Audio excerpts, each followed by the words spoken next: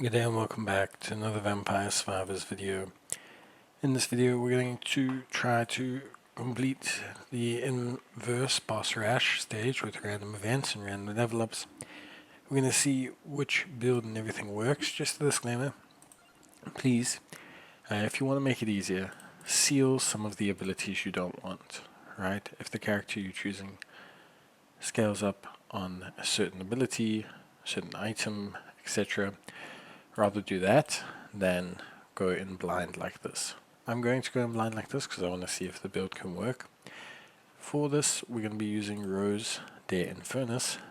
Two reasons for this. She starts out with one of the better weapons in the game. So she starts out with essentially some really good boosts. So she starts out with, for example, the enemy spawn quantity, which is great. And then she also has Fufa Wafa Lufa, which is big healing. What we're going to do with Rose is we are going to cheat the system a little bit. So here's boss RASH, you need to have inverse on, you need to have random level up, random events. What we're going to do is we're going to start out with some really good abilities, and then we're going to push onward. So what we're going to choose first, right, is we're going to choose Boogaloo of Illusions. This is so that we can scale our area massively. Then what we're going to do is we're going to very quickly, so once we've fleshed out some of our items and things, we're going to very quickly switch over to picking up the game killer item. Now you might say, well, that's a bit strange, why are you picking up the game killer item? The answer is very simple.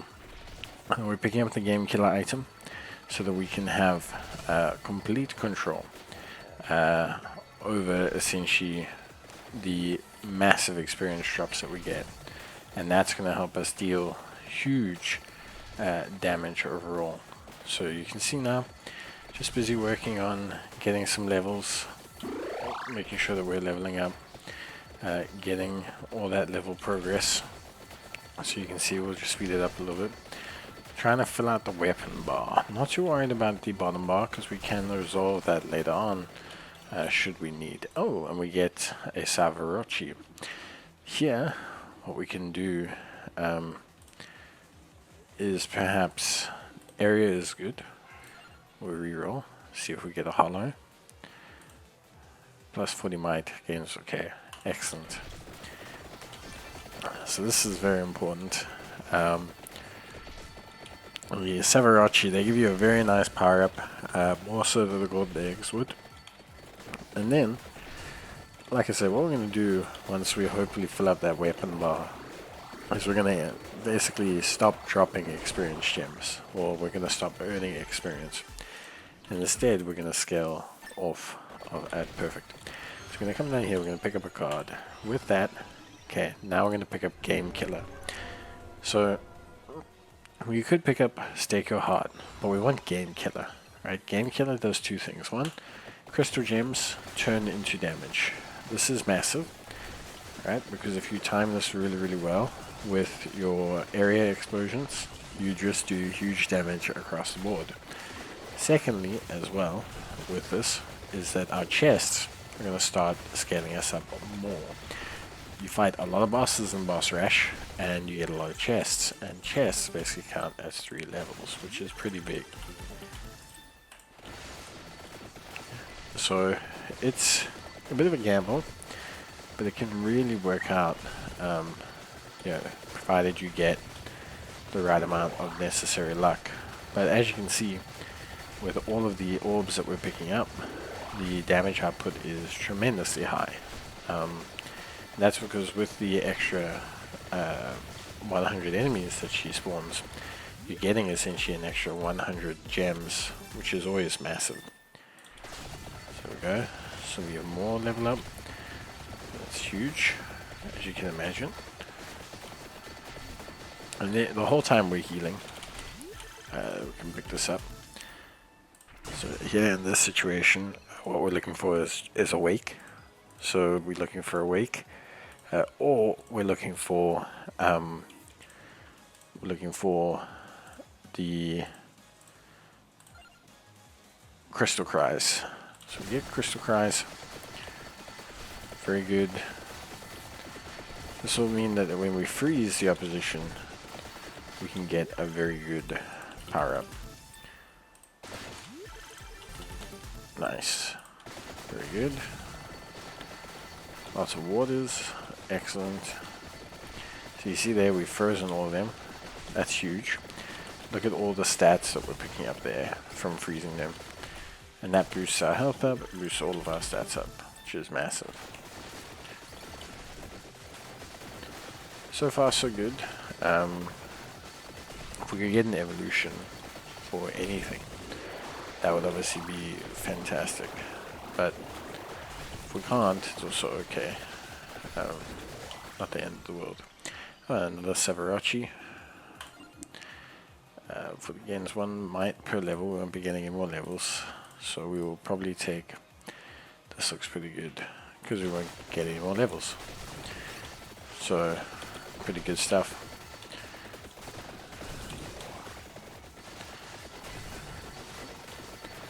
So you can see all the experience is just leading into more and more like actual active damage, which is great. If you count the chests we picked up, I think we've gained close to probably 14 levels through chests, which is probably comparable, I would say, to what we would have gotten outside of chests.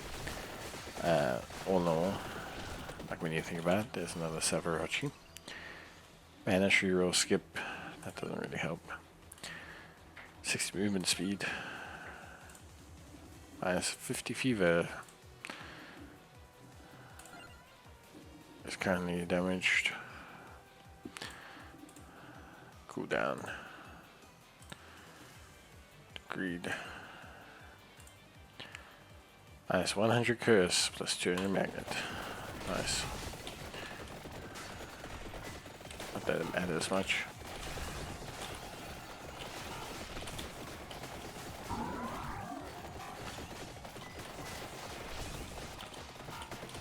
Let's open this. So we now gonna get, can get this, can get that. Losing health, pretty good. There is one more that's really nice, and that's Divine Bloodline, which is great. You can see here we also gain bonus damage based on missing health, which is always great. Helps us really boost up our damage. Food pickups, also Saraband of Healing is also very good for us. Pale Diamond Incursion, not too bad. But we'll probably take the revives. Right, Awake, always good. Always a solid one. As you can see, we're healing, staying strong, our healing, really doing well, keeping the enemy pretty much stock standard. And you can see here, look at all the enemies, can't move, because we've basically kept them stuck, which is super duper potent, and that's because of those abilities that we picked up. That's because of these Savarachi. So minus 100% curse, and then all the might, and then the magnet as well. And that curse is what's stopping them moving, right? Because it's actually preventing them all from spawning in, and so it's leaving them kind of stuck in position like this, which is, yeah, obviously good in its own way. So very efficient. Obviously, Savarachi helps a lot, but yeah, it's one of those things. And then 30 seconds left, and we get the win, and that's that. Basically, all sorted, done, easy peasy. So Rose is a good starting point just because of the healing, right? It's so very, very good to have so much good healing like that, and then yeah, you're pretty much like good to go. And Heir of Fate is done. We can now take a look at that. So let's take a look. We'll go back into Boss Rash. What's it do?